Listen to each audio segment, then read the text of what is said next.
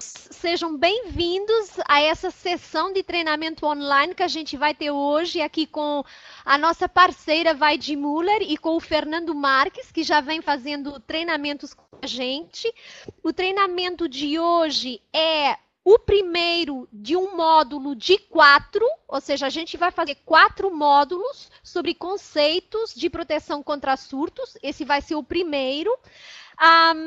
E aquilo que eu tenho para dizer para vocês é o seguinte: primeiro, eu vou explicar como é que funciona a plataforma. Eventualmente, tem gente nova com a gente. Aqueles que já conhecem a Lenga-Lenga, eu vou pedir que tenham paciência, tá? Então, é assim, pessoal. Todo mundo vai ter esse bate-papo aí do lado direito, sempre aberto. Podem ir colocando as perguntas pro Fernando durante a sessão, que vai haver uma equipa apoiando o Fernando, uma equipa da Vaidi Müller, que vai apoiar o Fernando durante a sessão. Assim, as vossas questões vão sendo respondidas, peço desculpa, se não pelo Fernando, pelo menos pelos colegas do Fernando que estão aí apoiando para que todo mundo consiga ter suas respostas perfeitamente respondidas, tá ok? No final da sessão, eu vou colocar aqui para vocês baixarem a apresentação desse primeiro módulo. Hoje não há justificativo de presença para ninguém. O justificativo vai ser dado no final dos 4 módulos, tá ok? Eu peço, se vocês quiserem, eu vou ter os dados de todo mundo, mas se vocês quiserem me enviar um e-mail dizendo que querem o certificado com o nome, eu vou guardar isso e vou passar no final dos 4 módulos. Tem uma surpresa para todo mundo que me foi dada hoje de manhã pela Vaidi Müller e que é o seguinte: o pessoal que participar dos 4 módulos vai ter um presente no final, dado pela Vaidi Müller, e vai ser um sorteio que a gente vai ter que fazer aí. Então, eu acho que todo mundo, além do aprendizado que vai fazer com esses módulos, tem ainda um duplo interesse em participar dos 4, tá? Assim, gente, sejam muito bem-vindos. Eu vou passar a palavra para o Fernando. O Fernando dispensa apresentações, mas em todo caso, para aqueles que são novos, é assim: o Fernando ele é engenheiro eletrônico, começou sua carreira como técnico eletrônico de uma empresa da área de telecomunicações. Desde há 4 anos, ele vem trabalhando no Departamento de Produto e Desenvolvimento e Suporte Técnico da Vaidi Müller no Brasil e auxiliando os clientes e os vendedores a encontrar soluções para aplicações específicas. Mais recentemente, o Fernando tem participado em projetos de produtos eletrônicos, string boxes, para o mercado fotovoltaico. Aí eu vou passar a palavra para o Fernando. Desejo a todos uma ótima sessão e não esqueçam, depois desta, vem mais 3, ok? Fernando, por favor. Ok, muito obrigado, Ana. Agradeço a participação, a oportunidade, né, que é um teste aí piloto de uma sessão de 4 treinamentos. Eu gostaria de, primeiro, dar bom dia a todos vocês que estão aí presentes. Agradecer, né, a participação, vi que são bastante pessoas. Bom, como a já apresentou, né, eu estou aqui na Vaidi Müller há uns 4 anos. Trabalho na parte de desenvolvimento, também né, na verdade foi a minha primeira função aqui, era dar suporte aos clientes. Tive a oportunidade de fazer treinamentos fora pela Vaidi Müller, né? E esse tópico que eu vou passar para vocês foi um dos treinamentos que eu tive, né, lá na vez que eu estive na Alemanha, né, na matriz, mais perto da Ana do que daqui. Então, eu vou passar as informações. Vai ter pessoas me ajudando a responder no chat, né? Uma outra que eu ler eu vou poder responder. E, bom, a apresentação de hoje é mais um motivacional, tá? Eu vou mostrar, na verdade, a necessidade de a gente utilizar, o que pode acontecer se a gente não, né, ter a proteção. Esse assunto é um assunto bem complexo. Não diria assim, é difícil, mas ali não é só o produto, não se baseia só no produto, é todo um entendimento de um sistema, tá? Então, pode ter pessoas que vão entender de uma maneira, há pessoas que já conhecem, têm uma outra abordagem. Então, qualquer dúvida, por favor, faça pergunta. Se não puder fazer a pergunta agora, que quiser fazer uma pergunta mais elaborada, eu tenho o meu contato no final, e vocês podem, fique à vontade para me procurar. Bom, vamos lá, vamos dar início. Então, vamos começar. Eu vou passar nesse treinamento bases da proteção, né? O que que é a proteção, esse conceito de proteção de surto. E também vou mostrar, né, um pouco do portfólio da Vardemilha, para vocês entenderem o que nós temos aí a oferecer nesse mercado. Bom, a primeira coisa, essa é a nossa agenda, tá? Então, para hoje, como eu falei, não é que tem menos slides, na verdade, eu tenho aqui um conteúdo mais motivacional mesmo, tá? Então, dia 14, aí sim, nós vamos falar princípio de proteção, componentes, né, que são a parte técnica. Sistema de aterramento, proteções para sistema de energia, que eu diria que é o mercado hoje mais importante na área de protetor de surto. E aí, então, os protetores para sistema de instrumentação e controle, que é para sinais analógicos, sinais digitais, sistema de dados, comunicação, internet, barramentos seriais, e sistemas fotovoltaicos, que também é hoje um tópico muito importante no ponto de proteção de surto. Quem trabalha com string box vai saber dizer aí que a importância que tem essa proteção, tanto para o lado do inversor quanto para o lado da placa. Bom, vamos dar início. Esse aqui, nós abrimos o nosso primeiro tópico. Antes de mais nada, eu vou mostrar para vocês uma base de como funciona um relâmpago. Óbvio que tem muitas pessoas que já conhecem isso com muita clareza, mas é sempre bom a gente dar uma reciclada, né? Entender como é que funciona esse tipo de fenômeno, né? Geralmente eu não falo isso nas apresentações, mas sempre bom relembrar. Bom, uma descarga atmosférica, ela se dá por conta de acúmulo de carga, né? A nuvem aqui, ela está se formando, então ela tá, quando mais escura está, mais matéria ela tem, ou seja, ela tá mais úmida, ela tem mais água, chega um momento que o peso não suporta e começa a chover, né? Enquanto isso acontece, cargas, como essa água evapora, você pode subir eletrólitos aqui. Daí então você pode acumular cargas nas nuvens. E essas cargas vão se acumulando, acumulando, acumulando. E no chão eu tenho aqui também acúmulo de cargas, né, que já acontece naturalmente. Então, nesse momento, com o acúmulo de cargas que eu estou tendo na minha nuvem, vou tendo uma diferença de potencial entre esse ponto e esse aqui. Com essa diferença de potencial, ela vai crescendo, crescendo, crescendo, até que você rompe essa barreira que está aqui. A barreira que está aqui seria o próprio oxigênio, o próprio ar, a própria atmosfera.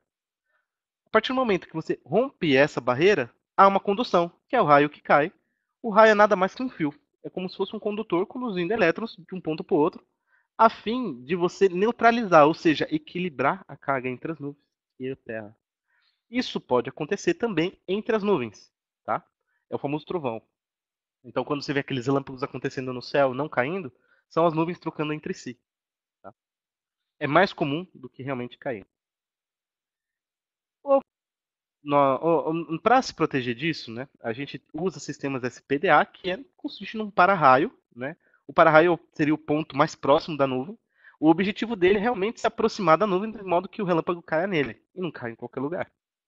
Então, o para-raio é um facilitador para o raio passar.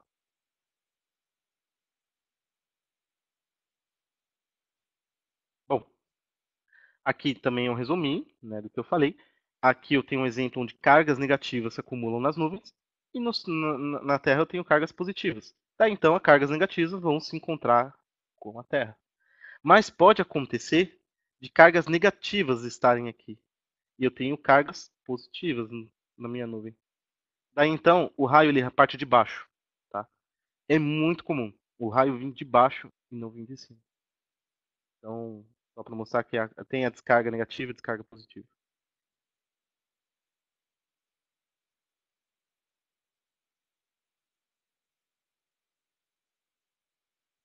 Aqui é um mapa mundi, tá? De densidade de descargas atmosféricas. Ah, sempre tem uma pergunta no começo desse treinamento que é o seguinte: seria possível armazenar a energia disponível num relâmpago? Porque pensa só, um relâmpago, um SPDA de uma classe boa, uma classe que mais absorve, vai absorver ali na casa de 200 kA, seria 200 mil amperes, numa tensão extremamente alta. Eu poderia armazenar essa energia, porque eu tenho muita energia e eu poderia abastecer uma cidade, abastecer ali um bairro, por exemplo. O problema é que para você armazenar uma energia desse raio, você está falando de um pico muito rápido, você tem uma corrente, uma tensão muito alta, você tem que ter o seu. Acho que o maior problema nesse para você poder armazenar é nas baterias que você vai usar. Né? Você não tem hoje uma bateria no mercado que suporte um pico muito rápido, uma corrente muito alta entrando. Então, hoje a maior dificuldade para fazer isso é armazenamento. Acredito que tem laboratórios que pesquisam isso sempre, mas ainda não é possível. E se isso fosse possível, obviamente que aqui no Egito a gente teria uma usina coleta de raios, descargas atmosféricas. Vale que aqui no Brasil, na parte do sul, sudeste, também tem um índice um pouco alto. São lugares mais urbanos. Bom, para começar, eu já vou mostrar para vocês o vídeo 1. Tá? A Ana, por gentileza, poderia colocar o vídeo 1 para eles verem.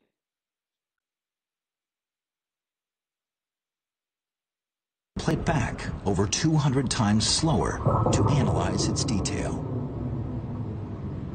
These super slow motion images show the stepped leader making a connection with the ground. The entire charge then drains from the cloud above, seen as a series of pulses. Using the latest camera technology, scientists are beginning to unravel the mysteries of lightning.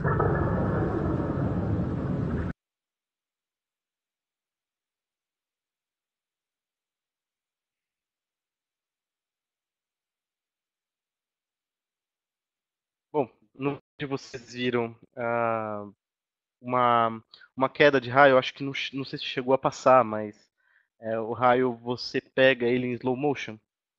Até Ana, se puder executar o vídeo novamente. Acho que não passou o vídeo inteiro. A second. A second. And play it back over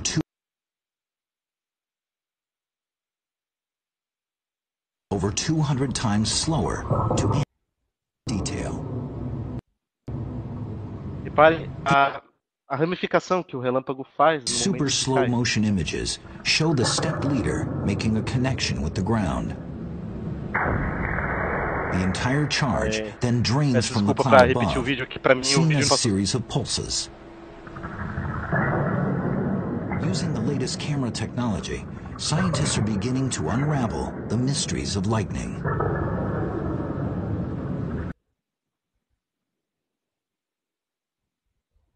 Bom, para quem não costuma ver o vídeo, a Ana passou ali no chat o link no YouTube. Vocês podem acessá-lo.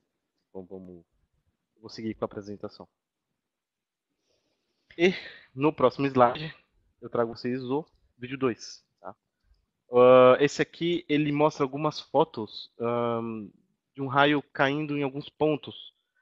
E elas são fotos que pegam exatamente no momento que o relâmpago cai. Tá? Então, peço a Ana que, por gentileza, executar o vídeo dele. These reach up anywhere between 3 and a few hundred feet above the ground, as seen in these rare photographs. Finally, when a stepped leader and a positive streamer meet, the electric charge can drain to Earth, resulting in the blinding flash of light we call lightning. Esse raio, ele cai em cima de uma árvore. Não preciso nem dizer o que aconteceu com ela.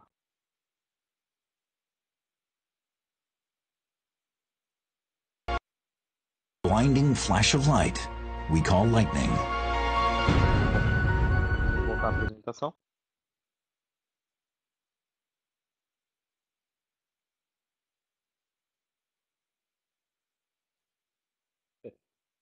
Aqui, eu trago para vocês um screenshot de um relâmpago que caiu exatamente, né, em cima de uma torre de energia. Quando a gente fala, é uma pergunta que também sempre fazem e a resposta é sempre a mesma, apesar de não ser a resposta certa. A pergunta é a seguinte: quando você tem diversos edifícios, né? Então você tem aqui diversos prédios, um prédio mais alto que o outro. E aqui eu tenho um para-raio, e aqui eu tenho outro para-raio. Ah, a pergunta é: eu tenho aqui uma descarga iminente. Qual ponto que esse raio vai cair? E a resposta é sempre: ah, não, o relâmpago vai cair no prédio mais alto. Sim, a tendência é cair num prédio mais alto. Só que esse prédio, eu tenho uma resistência que leva o meu para-raio até o terra. E aqui também. Se essa resistência for mais alta do que essa, o relâmpago vai procurar o ponto de menor resistência. Então, esse é um caso onde o relâmpago pode cair sim no prédio mais baixo. Então, a resposta correta, quando se perguntar onde vai cair, a resposta é vai cair em um ponto de menor resistência. A tendência é cair nos mais altos, sim, mas não é uma regra, tá? Ela pode, não é porque não é porque eu tenho, eu tenho aqui minha planta, né, minha instalação é menor que a do meu vizinho, vai cair no meu vizinho. Não, isso não é assim que funciona, tá? Tudo depende do sistema. Então, na melhor das hipóteses, é melhor você se prevenir, né? Não ficar dependendo aí da proteção do seu vizinho. Aqui eu trago uma imagem de uma descarga de relâmpagos em cima de uma planta de óleo e gás. Quando a gente fala desse tipo de situação, a gente já está colocando em risco outras coisas, como por exemplo uma área classificada. Então, imagina uma área classificada, ela não pode estar suscetível a esse tipo de situação. E se isso acontecer, ela tem que estar protegida. É obrigatório. Porque, né, não preciso nem dizer que uma faísca que cai no lugar errado, uma destruição qualquer, é uma explosão que pode causar um mal para a cidade inteira. E aqui é um dano residencial, né? Então aqui eu tenho dentro da minha residência um fio que estava dentro do conduíte, e aí o meu relâmpago cai, e daí então eu tenho eu tenho uma força repulsiva que acontece aqui nos meus cabos, né? Uma força magnética. E essa força é muito grande mesmo, a ponto de destruir o meu conduíte, né? E depois de destruir o meu reboque. Dá-lhe aqui o seu prejuízo. Aqui, isso aqui era uma instalação fotovoltaica, né? Então, o relâmpago caiu em cima da placa e não havia proteção alguma aqui dentro do meu estuque. Então, quando isso aconteceu, ele pegou aqui um ponto de emenda e saiu queimando tudo que tinha. Agora eu te falo, esse material aqui é todo madeira. Imagina se tivesse pego fogo aqui em cima. É o perigo que é para a pessoa que mora aqui embaixo.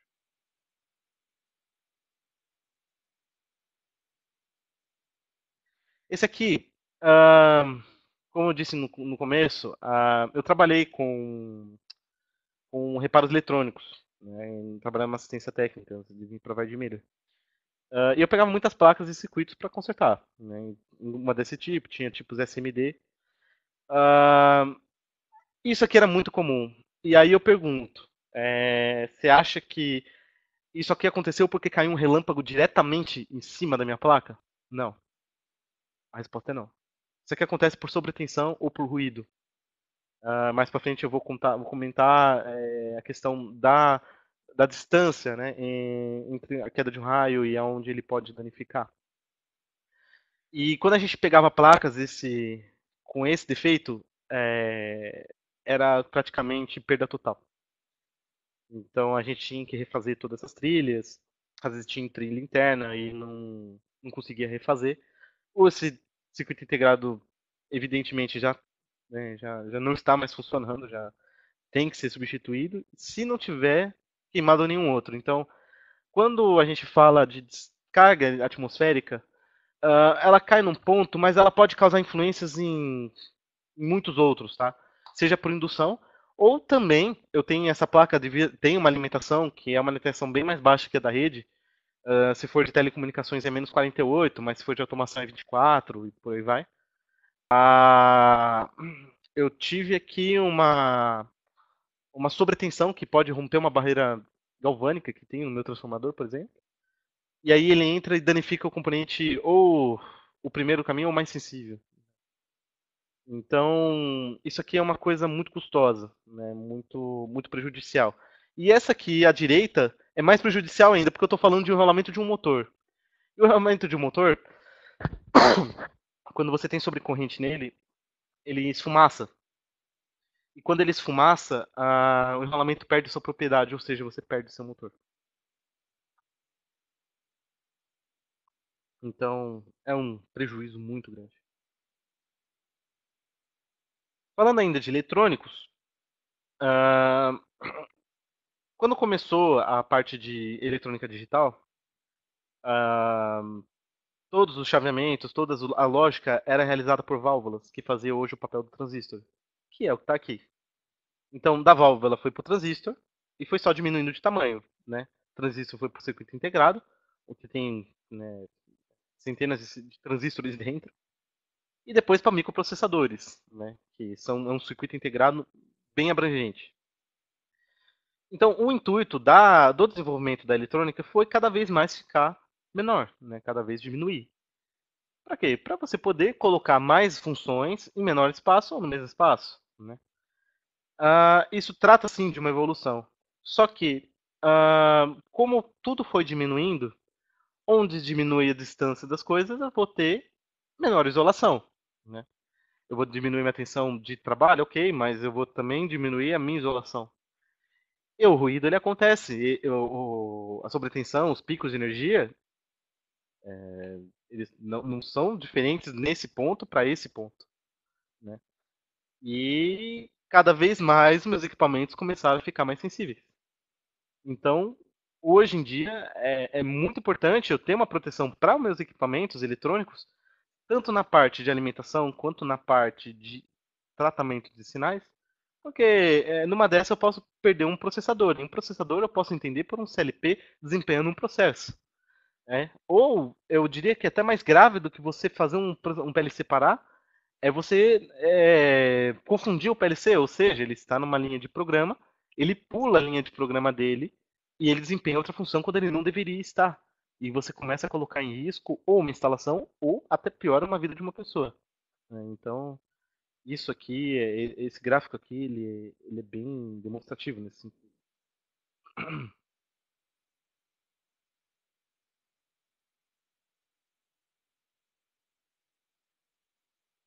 Aqui só alguns números para vocês terem alguma ideia. A válvula, ela, para você danificar ela, você precisava aí ter em joules aí 10 a menos um até 10 joules, por exemplo. Isso num pulso de 1 microsegundo. Isso aqui 10 a menos um é 0,1 joules. Repare que com a evolução, os 6 digitais já eram em escala bem menor. Escala de microns a micro, né? Ah, e cada vez mais. Isso daqui estamos tratando de circuitos integrados na parte do microprocessador. Então já são realmente tratando de microeletrônica, né? Então 0,5 micrometro e aqui até os mais atuais, 0,1. Estamos falando de treino interna, de componentes internos de microprocessadores.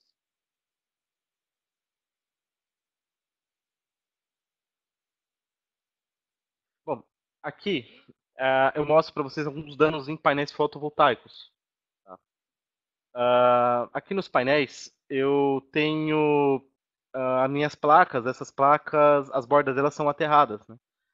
E ela fica num lugar exposto e muitas vezes alto, porque está em cima de uma residência, em cima de uma planta de uma fábrica. Então, ela está suscetível sim a cair um relâmpago em cima dela, né? Óbvio que quando se fala isso, você também tem que ter lá o seu sistema SPDA trabalhando em volta. Só que muitas vezes tem casos, por exemplo, onde a casa já é antiga, já existe um SPDA, e você resolve fazer uma instalação fotovoltaica, você adapta ela, adapta o seu sistema ao seu telhado, que já existe, você não vai mudar o seu telhado. E muitas vezes você rompe uma isolação do sistema SPDA e aí você tem, né, uma placa funcionando como um para-raio, né? E aí eu tenho esse dano que eu tenho aqui, o dano na minha placa, mas eu diria que mais prejudicial que o dano na minha placa é o dano no meu inversor, né? Um inversor hoje, ele custa aí na faixa, começando em 3.000 e daí para cima, 4.000, 5.000, um inversor residencial. Agora podemos falar de grandes gerações, então tem lá um inversor da GE, um GTAN, que deve custar milhões e imagina assim o prejuízo de perder um equipamento desse.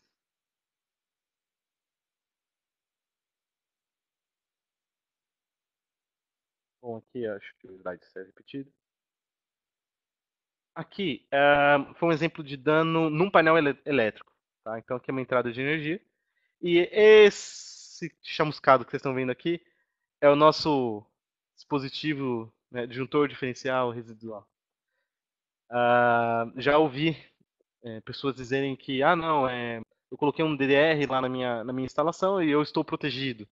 Não, o DR não vai proteger você contra descargas atmosféricas, tampouco o seu disjuntor normal. Eu estou falando aqui, o DR, ele na verdade, ele é para proteger pessoas, ele vai verificar fuga, ele mede quem entra, mede que sai, e se der diferença, ele vai desarmar, porque falando, algum lugar está escapando, esse lugar que está escapando pode ser uma pessoa descarregando para o TR, então a função dele é desarmar nesse sentido. E aqui eu tenho uma torre eólica, tá? A torre eólica, ela é perfeita para cair um relâmpago em cima, porque ela é alta, né? Ela geralmente se encontra em lugares abertos, e aí o caminho para o raio está facilitado, e aí acontece o que vocês estão vendo nessa imagem, pega fogo na minha turbina. E essa turbina não é um lugar pequeno, ela tem o tamanho de uma sala. E dentro dessa sala tem equipamentos que fazem o controle das minhas pás, né, fazem o controle de velocidade. Tem uma certa automação dentro dela e eu tenho todo o sistema para poder levar, para poder distribuir. Então é tudo isso que eu perdi nesse incêndio, fora o comprometimento de instalações que estão ao redor e também, possivelmente, eu diria assim, matos, florestas que tem em volta que você pode causar um incêndio. Bom, eu falei bastante, né, de descarga atmosférica, mas não é só a descarga atmosférica que vai danificar os meus equipamentos. Eu tenho também outros fatores. Às vezes eu não tenho, não é nenhuma anomalia de rede ou nenhuma descarga, é simplesmente um chaveamento. O pior que eu diria aqui é chaveamento de motor. Chaveamento de motor, para vencer inércia, ele requer muita corrente, né? E aí eu tenho uma influência na minha rede que pode causar picos. Aqui é a mesma coisa, no chaveamento de bancos capacitores eu tenho a tal da corrente de inrush. Então o capacitor é como se fosse um curto-circuito no momento de você energizar. Óbvio que tem um sistema de controle para isso, mas o chaveamento dele ele não segue o mesmo padrão de uma bateria, por exemplo. Então isso também é um fator que prejudica, né, o sinal da sua rede. Né? E o mais comum deles, que é o sua queda de energia. Isso você pode ver na sua própria casa. Você está com seus equipamentos ligados, de repente volta a energia em forma de pico e ela sai queimando seus equipamentos. Então é nessa que você perde notebook, você perde geladeira, você perde micro-ondas. Né? Outra coisa que é muito frágil nesse sentido também é a televisão. A televisão, quando cai uma descarga atmosférica no sistema de transmissão da parte coaxial, né, da linha de telecomunicações, ela é sensível e o raio ele sobe, queima o seu aparelho, queima a sua interface. Muitas vezes você não consegue nem, você perde seu televisor. A mesma coisa acontece para a telefonia. Né? Hoje em dia, pelo menos eu falo por mim, na minha casa hoje não tem mais um telefone fixo, mas quem tem sabe muito bem como os aparelhos eles se estragam. Ou eu arrumei muito fax modem. Fax modem, o maior defeito, 90% dos defeitos dele era uma isolação que tinha na entrada de comunicação, né? E queimava a isolação, era um transformador ou às vezes um acoplador ótico e queimava essa barreira. Então era trocar e muitas vezes ele voltava, às vezes não. Bom, aqui eu vou pedir para Ana que ligue o vídeo 3. O vídeo 3, eu vou mostrar para vocês algo muito comum na parte de automação de painéis. Vocês vão ver aqui o efeito que causa. Isso aqui é um relé. Esse é o arco formado num chaveamento de relé. Ah, mas esse arco é muito pequeno, às vezes também é carga indutiva, né? Também tem isso. Sim, exatamente. Só que ele gera arco. Aí você fala, mas é um arco pequeno, é um relé só. Concordo também. Mas a próxima imagem vai mostrar o motivo de preocupação também com excesso de chaveamentos que causam influências na rede. Eu falo assim, causa, o excesso é prejudicial, sim, mas tem que. A automação exige, eu não vou trocar o meu relé por causa disso. Então é melhor eu me proteger contra, né?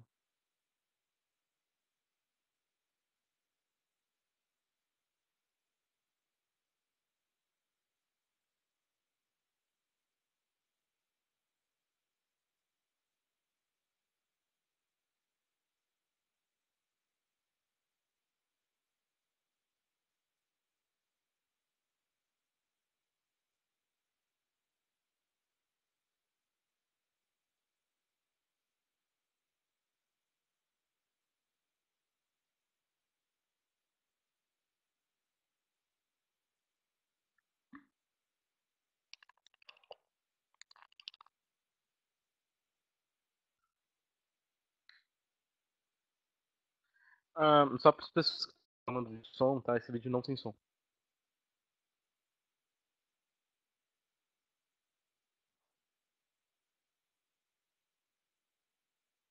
Bom, como eu tinha dito, ah, é, aqui eu tenho uma cabine com diversos chaveamentos de relés. Eu tenho uma automação feita a relé, né? Isso ainda é muito comum em alguns painéis. Então você imagina aquele tanto de ruído causado por um chaveamento. Agora imagina um painel como esse, né? Onde eu tenho aí uma lógica, automação, tenho temporizadores e toda uma lógica. Então isso aqui também, ele causa assim influência na minha rede interna.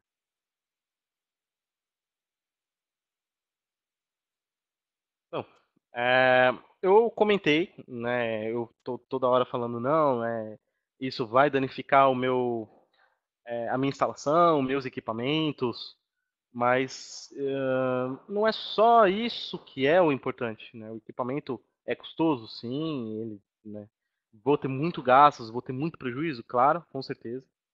Mas eu diria que o mais importante, em se tratando de protetor de surto, e é o que a nova norma diz, é a proteção de pessoas. Porque assim, eu tenho uma instalação, seja ela uma residência, seja ela uma indústria, eu tenho uma descarga acontecendo aqui. Essa descarga eu posso gerar incêndios, por exemplo. Ou posso gerar choques elétricos, né? Choques elétricos fatais, né? Não estou falando de coisa pouca, não. E com isso eu tenho perdas, né? Perdas humanas, eu diria, né? Eu posso comprometer a vida de pessoas e é o ponto mais importante. Claro, vem depois o meu prejuízo, né? Quando todas as pessoas estão a salvo, depois eu tenho que lidar com esse meu fator. E eu estou falando de grandes perdas. Vocês viram nas fotos aquela planta de óleo e gás lá que estava acontecendo. Não é um assunto, não é um assunto, vamos dizer, ela merece uma certa relevância. Bom, aqui eu estou falando de surtos, tá? Descarga atmosférica, obviamente, que ela é mais prejudicial, ela tem mais energia. Isso aqui eu gostaria que vocês guardassem nos próximos treinamentos, nos próximos dias, na próxima semana eu vou falar bastante desse tipo de curva e desse tipo de curva, tá? Então guardem já, bom vocês saberem isso aqui, porque depois, a partir daqui eu vou começar a falar basicamente disso, vou explicar as diferenças, tá, entre elas. Mas os surtos que eu tenho curvas 10 por 350, que são descargas atmosféricas, tá? Eu tenho curvas 8 por 20, que são sobretensões, picos de tensões vindos de rede. Ah, mas Fernando, né? A primeiro momento, o que você diz que é diferente? É energia mesmo, tá? Essa curva aqui, na próxima, na próxima semana eu vou mostrar que uma curva sobreposta a outra, vocês vão ver que essa curva é bem menor que essa. Tá? Só que ela acontece com mais frequência. Isso todo mundo sabe, né? Quem mora em São Paulo, principalmente, pode dizer que em horário de pico, você vê até a luz da sua casa, ela fica até mais fraca, né? Então, você tem picos a todo momento, né? Você tem utilização da rede muito, muito intensa e acontece muito nesse horário você ter ali curvas de tensões, né? Picos de tensões. Enquanto a descarga atmosférica acontece sim, já vi acontecer sem estar chovendo, tá? Mas geralmente eu tenho já um temporal à vista ou com nuvens carregadas, não tempos nublados. Depende basicamente do clima isso aqui, tá? Acontece que quando ela cai, ela faz muito mais estrago do que esse aqui, né? Esse aqui queima equipamento ou coisa ou outra, né? Não quer dizer que também não representa aí um dano, né? Um prejuízo.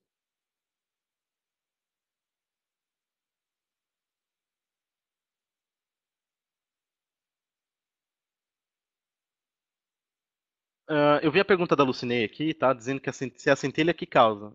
Não, não necessariamente, tá? O que causa danos em equipamentos é o que vem na parte da energia. Seja picos de tensão, seja descargas. A centelha que eu mostrei ali pode causar dano em equipamentos eletrônicos, tá? Eu gero ruídos na energização dos equipamentos ou nas minhas lógicas, e esses ruídos eles podem danificar. O que pode acontecer é isso aqui, tá? Eu falo por experiência.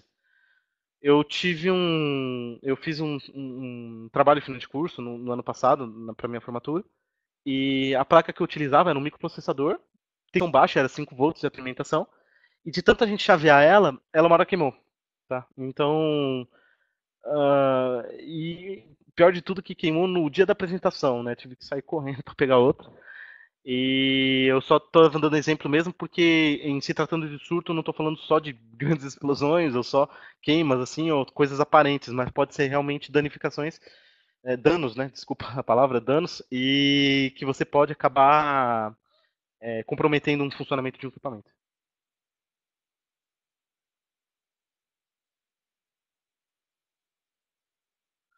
Bom, vamos lá. Aqui eu tenho aqui as conexões e construções de sistemas. Aqui é o seguinte, tá? Eu tenho um relâmpago caindo nesse ponto.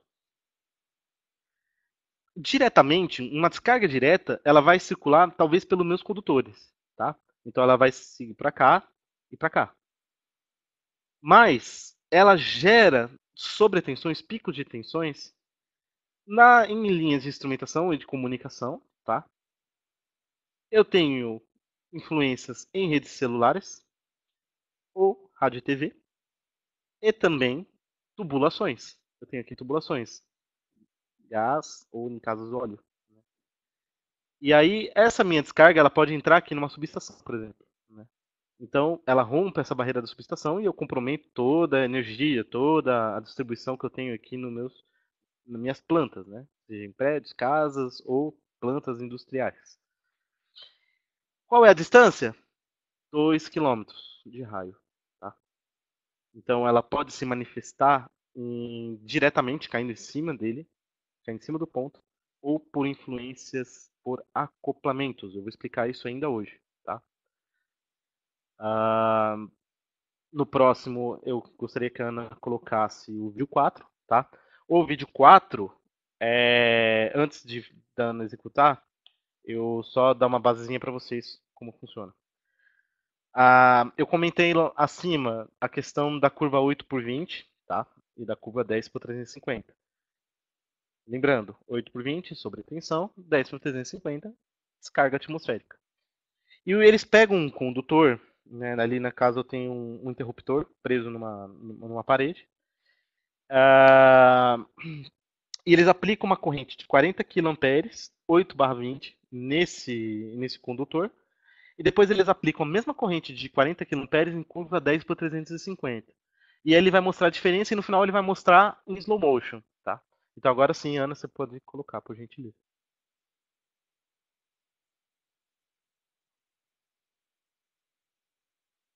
Então vamos lá. Primeiro teste, 8 por 20, 40.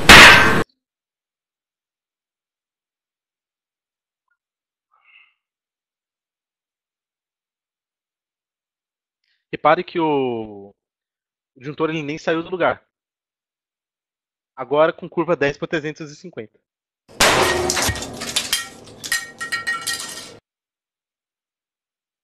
Aqui eu tenho um equipamento que faz essa simulação. Essa é a minha curva 10 por 350. Tá? Vocês vão ver em slow motion e o meu condutor, o meu interruptor, ele simplesmente sumiu.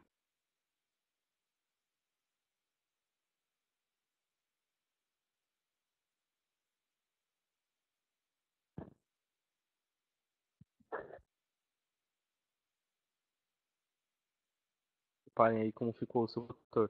Isso é resultado da força magnética, tá? Ela é muito mais forte numa curva com mais energia.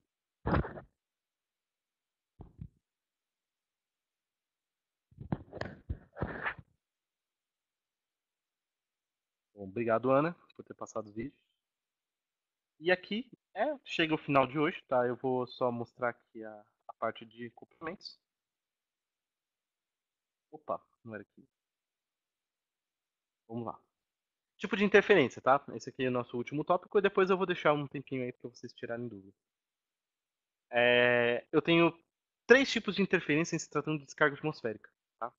Que podem acontecer. A interferência galvânica, a indutiva e a capacitiva. Tá? Vamos falar primeiro da galvânica, que é mais fácil, né? Pelo menos mais fácil de se entender.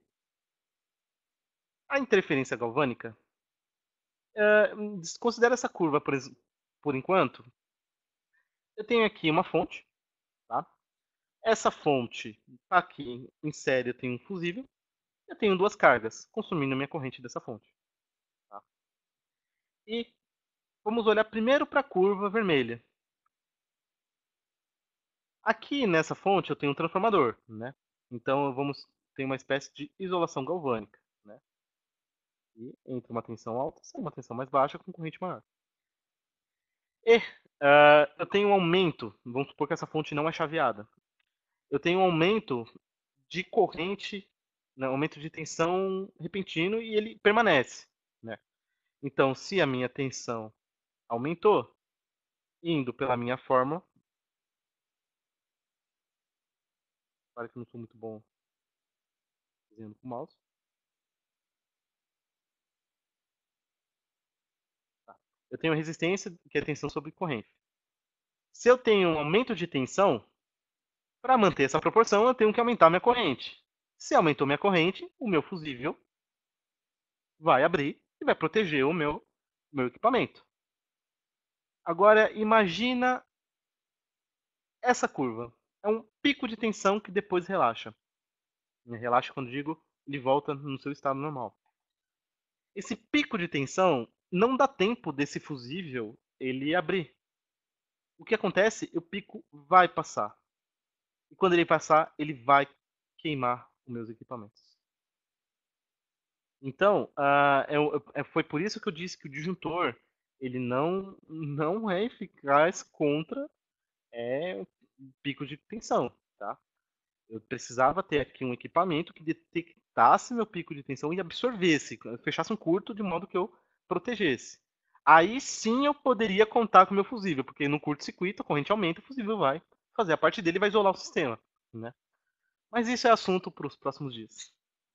Para agora eu só deixo aqui uma referência. Bom, falei agora o equipamento, sim Marcelo, o equipamento disse é o DPS. Bom, aí eu tenho aqui um acoplamento indutivo, tá? O acoplamento indutivo, lembra que eu comentei lá no começo que o raio, ele é um fio. E ele é um fio com uma curva de tensão, ou um pico de tensão. Se eu teve pico de tensão, eu vou ter pico de corrente também. Vamos lá. Em eletrônica, você aprende que se você tem corrente variante num campo, né, e uma corrente variante, você vai ter um campo variante. Se você tem um campo variante, você vai deduzir uma corrente aqui, nesse meu circuito. que é o princípio do transformador, o princípio do motor. Ah, essa corrente ela vai adentrar sem nem passar pela fonte. E aí eu queimo meus equipamentos. A maioria dos equipamentos eles queimam assim. Tá?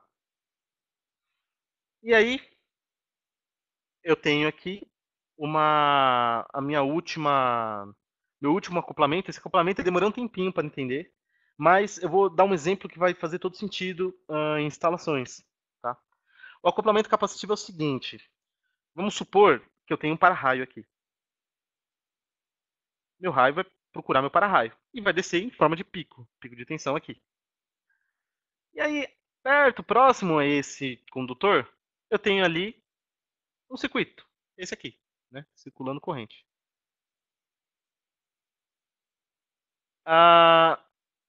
Esse circuito, eu tenho entre ele, o meu condutor e o meu circuito, eu tenho uma isolação. Essa isolação, ela vai ter um efeito dielétrico. E se tem efeito dielétrico, vão surgir, já que eu tenho dois condutores aqui, vão surgir um tal de um capacitor parasita. E aí que está o problema. O capacitor parasita, eu tenho aqui um fio que representa uma resistência mínima, mas representa. E eu tenho um capacitor. Com isso, eu formo o famoso filtro passa-baixa. Com o famoso filtro passa-baixa, o intuito dele, ele vai filtrar tudo que é mais alto do que uma frequência X lá que ele determina, né? Não depende de vários fatores. Mas se ele vai filtrar, ele vai absorver esse pico, que aqui representa uma frequência repentina, uma frequência alta, e ele passa para o meu circuito. E aí então ele absorve e aí eu tenho de novo a queima dos meus equipamentos. Ah, Fernando, mas eu não entendi muito bem quando você falou filtro passa-baixa. Eu vou dar um outro exemplo. Imagina aqui o para-raio, o meu mesmo para-raio que eu estava falando, só que agora, aqui no meio eu tenho concreto. Vocês já vão entender o que eu estou falando. Concreto, ele é isolante. Até certo ponto. Eu tenho concreto. E aqui eu tenho o meu circuito de energia da minha casa. Passando na mesma parede. Um do lado de fora e um do lado de dentro. Isso aqui, o acoplamento capacitivo, acontece. E aí eu tenho assim a minha absorção de picos e acontece. Por isso que quando você faz a instalação de USPDA, dos fatores que você precisa ter em mente, está previsto por norma, uma distância mínima, é a questão do meu sistema minha rede de energia. Tá? Eu não posso manter eles próximos para não acontecer esse efeito, um acoplamento capacitivo. E é uma forma do seu relâmpago, da minha descarga, entrar na minha instalação. E, consequentemente, acabar perdendo equipamentos e comprometer o meu processo. Bem, acho que por hoje é só. Tá? Eu vou deixar 10 minutos para vocês fazerem perguntas. Vou estar respondendo por áudio, né? Meus amigos vão estar respondendo por texto. Obrigado pela presença de hoje. Espero você semana que vem. E a todos, bom dia. Então, gente, muito obrigada, Fernando. Em relação aos vídeos, deixem-me dizer-vos aqui duas coisitas. Para o pessoal que não conseguiu visualizar os vídeos, isso acontece porque vocês muitas vezes estão a assistir a partir do vosso local de trabalho, tá? E às vezes o canal do YouTube, que é onde passam estes vídeos que nós estamos a transmitir para vocês, está bloqueado pelo vosso departamento de informática, ok? Portanto, para vocês poderem visualizar, das duas uma, ou pedem para que o canal seja aberto, ou então terão de guardar os links que eu fui passando ao longo da apresentação do Fernando para vocês depois poderem fazer a visualização mais tarde. Em todo o caso, esta sessão ficou gravada, tá ok? E, portanto, isso vai ser colocado online, tanto no YouTube como no nosso site. O pessoal que normalmente faz estes webinars connosco já sabe disso e, portanto, não há nenhum problema. Vocês vão ter acesso ao material todo, às apresentações, a tudo. Eu agora vou colocar aqui a apresentação que o Fernando acabou de fazer. Esta apresentação vem já completa. Fernando, houve aqui algumas pessoas que perguntaram se devem ler alguma coisa para as sessões seguintes. Portanto, eu vou deixar isso do teu lado. De qualquer das formas, eu vou colocar aqui para vocês baixarem a apresentação apresentação que foi feita, tá bom? Passo a palavra novamente ao Fernando e para ele poder também responder a algumas das questões que, entretanto, vocês estão a solicitar. Sobre a apresentação, tá? Eu resolvi passar ela completa, até para vocês, quem quiser imprimir, eu aprendi muito bem assim. Quem quiser imprimir ou quiser fazer anotações em cima, tá? Eu acho uma forma boa de você entender. Tá? Também para vocês darem uma lidinha, né? Não é nenhuma novidade. Na verdade, acho que muita coisa eu ainda vou ter que falar, não está tudo ali, né? Então, não pega a apresentação, não, já está completo, não, tem muito o que falar ali, tem muito o que entender. Na verdade, a apresentação é mais para a gente visualizar tudo que eu estou falando, né? E fique à vontade para baixar, né? Espero que vocês façam um bom proveito. Bom, vamos lá. Fernando, tens aí uma pergunta do Ney, é aquela que me salta assim que até está em caps lock, portanto é fácil de detectar. Certo, é isso? Estou lendo aqui a pergunta dele. Lê em voz alta para ficar registado na gravação, Tá. fica mais fácil. No caso de uma instalação SCR solar, as placas instaladas no telhado metálico pode-se aterrar tudo no mesmo condutor, interligando o mesmo condutor de aterramento e descida das placas do telhado metálico? A sua pergunta é interessante, tá? Não, assim, você tem é importante que você tenha tudo isso centralizado, tá? Se você vai usar mais de uns condutores, você tem que garantir que eles vão estar aqui potencializados. Poderia passar tudo no condutor só? Pode. Depende. Se você tem lá um painel que você consegue interligar tudo, é até melhor, tá? Você centraliza isso tudo de uma forma. Mas se não for possível, sua instalação for grande, é importante, muito importante, que todos os condutores que você utilizar na sua instalação para aterramento, você que potencialize ele. Nas próximas semanas eu vou comentar isso. Não sei se na próxima ou na outra. Eu vou comentar sobre a equipotencialização, o quão importante ela é. Tá? A equipotencialização, só um resuminho, ela vai ser importante para você não ter diferenças entre os aterramentos. Porque, vamos lá, não basta eu pegar eu tenho ali um ponto de aterramento e eu vou fazer um do lado, achando que, não, eles têm o mesmo potencial. Não é bem assim. Tá? 1 centímetro você já dá bastante diferença, só para você ter uma ideia. Então, de forma oficial, respondendo a sua pergunta, sim, você pode. E se você não puder, é uma boa prática você juntar eles em diversos pontos para vocês ficarem todos aqui potencializados. Tens aí uma outra do Stefano. Trabalho com PLC, Power Line Communication. Muitas vezes tenho problemas, pois as proteções contra surtos acabam influenciando na resposta à frequência do meu sinal, que é injetado nesse caso na rede elétrica. Fernando, você já viu alguém passar pelo mesmo problema? Sim. Na verdade, quando você especifica protetores para rede de dados ou rede de sinais, porque quando você está falando de frequência, isso eu até comento aqui na apresentação, você tem que estar atento à atenuação do protetor, tá?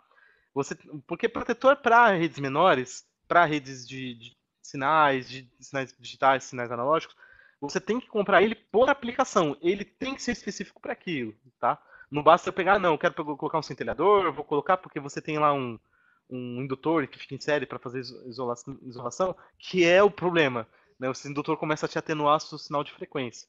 Então, sempre que você dimensiona um protetor de surto, você tem que dimensionar ele pela frequência também, é muito importante. Tá? Isso é obrigatório ter nos dados. Na Weidmiller você encontra, isso eu vou até mostrar. Inclusive, se quiser até me contatar por e-mail, eu posso mostrar isso de uma forma, não sei como é que está a urgência de saber a sua resposta. Você, você tem que especificar, você vê a informação dele de atenuação, tá? Em dBs, e você vê a informação dele de frequência permitida, tá? Máxima frequência permitida. É por isso que você está tendo problemas no seu PLC, tá? Certamente o protetor que você está usando, ele não é adequado para aquela aplicação. E aí ele causa influências no seu sinal. Isso é válido também para a comunicação, tá? Sinais RS485, você tem que ter um protetor que suporte lá o baud rate máximo de 19.200 bytes por segundo, né? E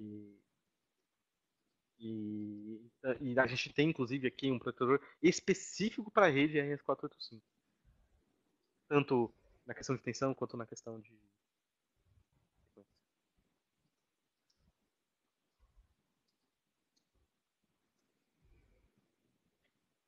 Tens aí também uma outra do Christian, por exemplo. Como funciona a dissipação do raio no concreto armado em caso de descidas naturais? O correto não seria aterrar sempre na terra ao invés do concreto armado? Pergunta dele.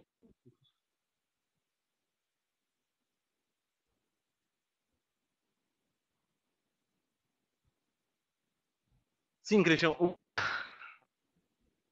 quando você está em descidas de para-raio, não é, assim, até onde eu sei, não é recomendável você ficar enconfinando, tá, o condutor. Muito pela questão também da dissipação, tá? Você tem condutores, você está colocando ele mais próximo dos seus circuitos, então a prática melhor é você colocar ele externamente, tá? Não em concreto armado. A não ser em casos. O que você tem dentro do concreto são a proteção dos equipamentos. Tá? Então você tem o terra e a blindagem dos equipamentos, essa não se trata de uma energia tão alta, então você coloca ele dentro, mas você não pode fazer isso com a descida do para-raio. Não é uma boa prática. Inclusive, você vê até em prédios que ele não fica praticamente, não fica nem encostado na instalação. Ele tem ali uns grampos que deixam ele de uma certa forma pêndulo, né? Então é por isso, né, que você tem. Né? É mais para não causar influências nos outros circuitos e a questão do aquecimento, que você tem corrente passando. Eu vi uma pergunta aqui cadê? Foi do Vanderlei Fernandes. Fernando, raio é descarga da nuvem à terra e relâmpago entre as nuvens? Na verdade, vamos usar palavras formais, né? Descarga atmosférica é a descarga, é a troca, né, de cargas entre nuvem e terra ou terra e nuvem, tá? Estou falando em sentido saindo da terra e indo para a nuvem. Isso é o famoso relâmpago, tá? Ou raio, né? Trovão, que a gente fala, é quando você tem a descarga entre as nuvens, tá? É o que gera todo aquele barulho. E você fala, fez barulho, mas não caiu nenhum raio. Esse é o famoso trovão.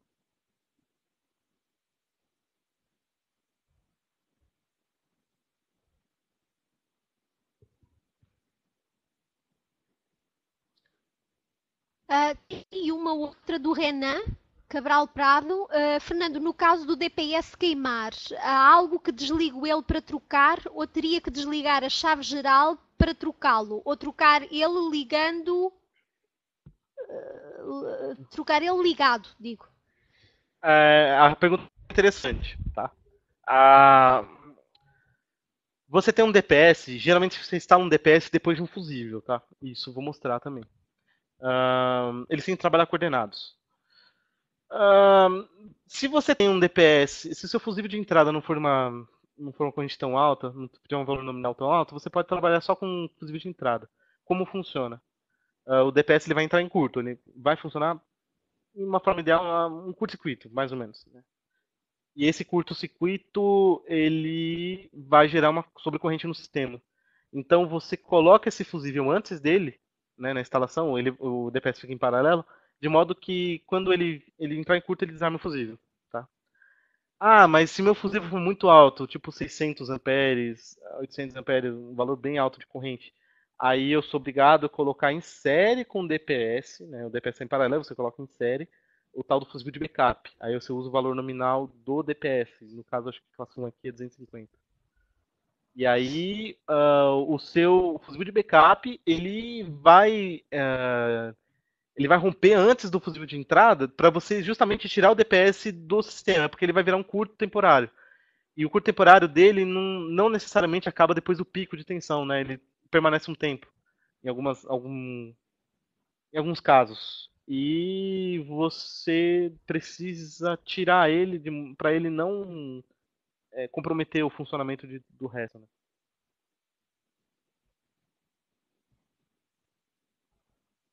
Mais alguma questão que você queira responder já, Fernando? Não, acho que para agora, que as perguntas, eu vi outras perguntas, mas acho que, como por causa do horário, é melhor que sejam passadas por e-mail. Tem perguntas ali que eu preciso dar uma pesquisada, realmente eu nem conhecia, como a questão como é que é? Do Renato Leite. Eu não conheço um sistema assim para alta tensão, então eu preciso dar uma pesquisada para poder ver. Dias, o PDF está no botão azul. Eu não sei se a sua tela é grande o suficiente ou é pequenina para visualizar esse botão azul, tá? Eu já dei uma largada aqui no pod, onde está isso. Se você não conseguir acessar, não tem problema, porque a gente vai partilhar mais tarde, tá bom? Gilberto, é só clicar sobre o botão azul para baixar a apresentação que foi feita aqui.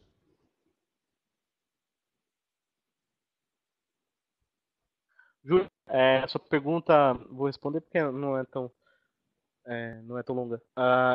Quando você fala de um sistema para placas solares, sim, é recomendável. Tudo depende da distância, tá? Se você tiver uma distância, acho que é 10 metros. Se você não exceder 10 metros da string box para sua placa solar, você não precisa colocar, tá? Agora, se você começar a ficar uma distância muito longa, você coloca uma string box próxima à placa, aí você vai colocando a cada 10 metros. É assim que funciona. E se por acaso romper a isolação, o seu DPS da placa solar precisa ser classe 1 mais 2. Tá? É um para proteger o inversor, outro para proteger sua placa. Bom, acho que o horário já deu.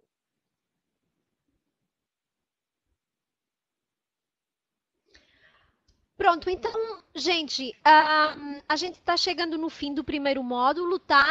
Alguma questão que tenha ficado por responder, o Fernando vai responder para vocês mais tarde. Vocês têm o e-mail dele e o e-mail do suporte da Weidmuller. Aí coloquem todas as questões que vocês tiverem para eles. Se não for o Fernando a responder, vai ser outra pessoa igualmente qualificada da equipe da Weidmuller, tá bom? E a gente se vê na próxima semana. Não esqueçam que esse treinamento é um treinamento sequencial. A gente vai ter mais 3 módulos e no final dos 3 módulos, para as pessoas que assistirem aos 4 módulos, a gente vai ter um pequeno sorteio com os prêmios dados pela Weidmuller, que eu tenho a certeza vão ser do agrado de todo mundo, tá bom?